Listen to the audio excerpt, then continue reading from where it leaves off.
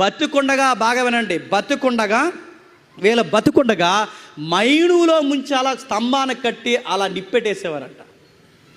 బతుకుండగా క్రైస్తవున్నలా అలా తగలబెట్టేసేవారట. ఈదు స్తంభాలకు కట్టి తగలెట్టేశారట, చెట్లకు కట్టి తగలెట్టేశారట. కారణం ఏంటంటే రోమ్ పట్టణాన్ని కాల్చేశారు, వీళ్ళని చంపినా చెప్పండి తప్పు లేదని నిందేసి కాల్చేశారట. ఇంకా మృగాలకు ఇసిరేశారట, చంటి పిల్లల్ని చంపేశారట, పిల్లల్ని దారుణంగా నేలకేసుకొట్టి చంపేశారట. గర్భిణీ స్త్రీలు మానాల్లో కత్తులు పెట్టి కింద నుంచి పైకి చీరి బిడ్డను బయటికి లాగి మరీ చంపారంట.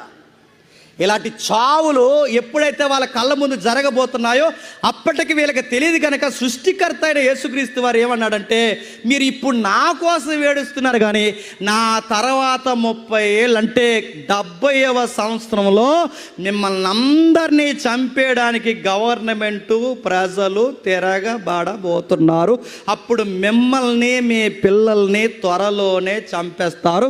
నా కోసం ఏడవద్దు చెప్పండి, మీకోసం ఏడవండి. ఆ రోజులు ఎలా ఉంటాయి తెలుసా? ఆ రోజులు ఎలా ఉంటాయంటే ఆ బాధను మీరు తట్టుకోలేక స్లోగన్స్ చెప్తారు. ఏమనంటే, అరే గొడ్రాళ్ళే